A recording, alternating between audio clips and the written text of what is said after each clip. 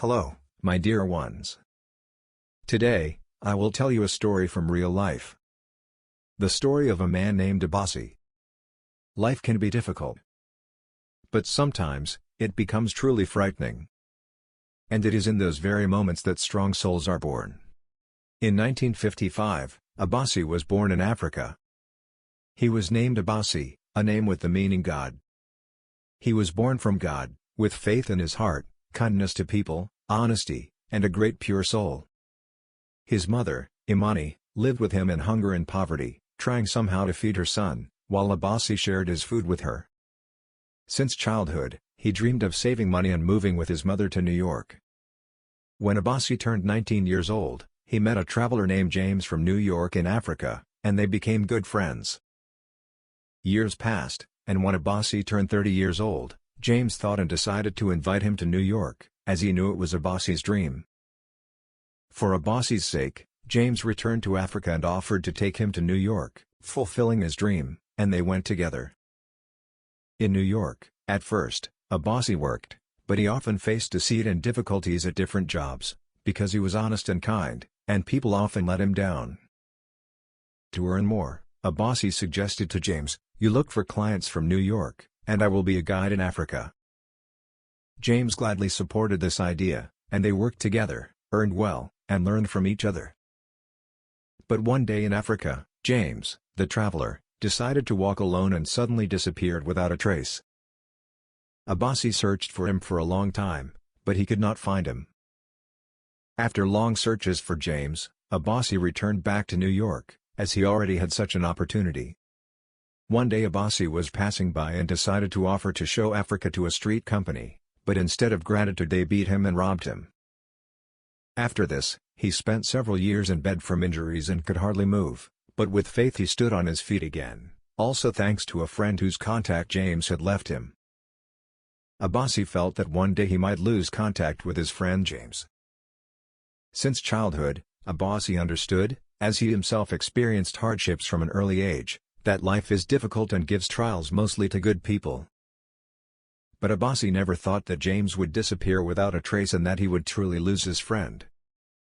Abasi believed that his friend James, who had left him the contacts of his acquaintance, would someday help him in a difficult moment of his life and lend a helping hand. When Abasi called this acquaintance, whose name was Mason, and asked for help, Mason immediately paid for the surgery and helped with money for the first time. After recovery, Abasi opened a travel agency, but after some time he was deceived again and ended up on the street. Abasi no longer had money to rent an apartment anywhere, and he lived in a tent wherever he could. Many years passed, but even in those years on the street, Abasi always believed that he would stand on his feet again and lived with faith until this very year.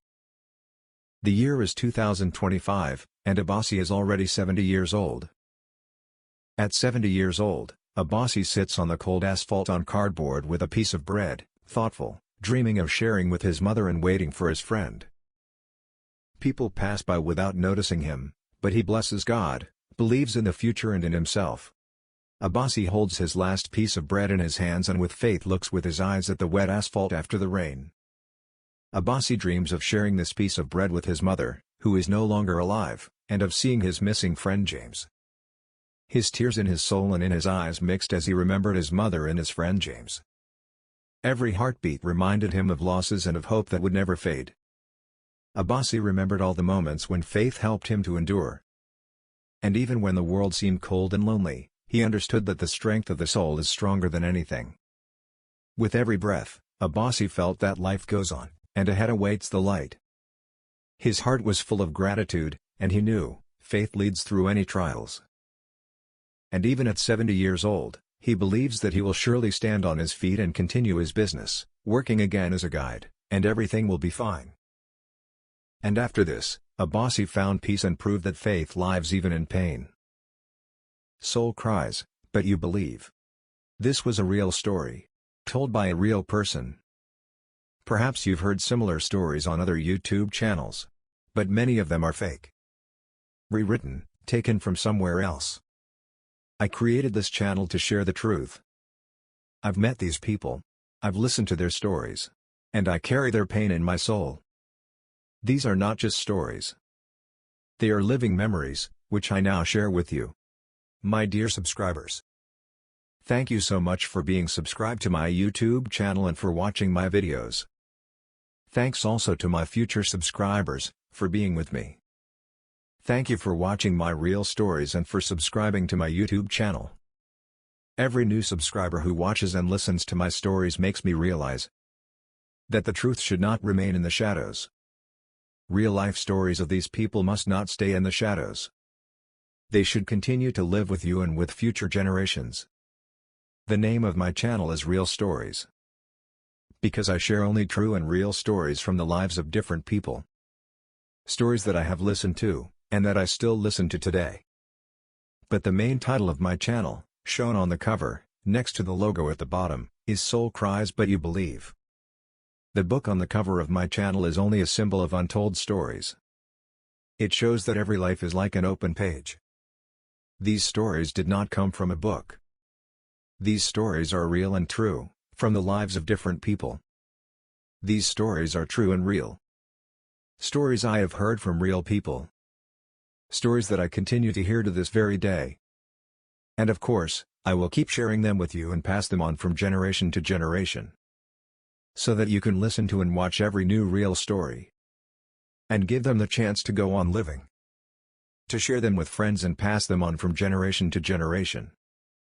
My dear subscribers, once again, thank you so much for listening to my stories.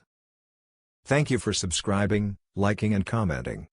My dear ones, if this story has touched your soul, please subscribe to my YouTube channel, Soul Cries But You Believe. I promise to tell you only the truth, real stories, from real people, so that their voices may live on, with you, your children, and future generations. This was a true story, a real journey from life itself. With my warmest and deepest respect to you, Joseph Carver.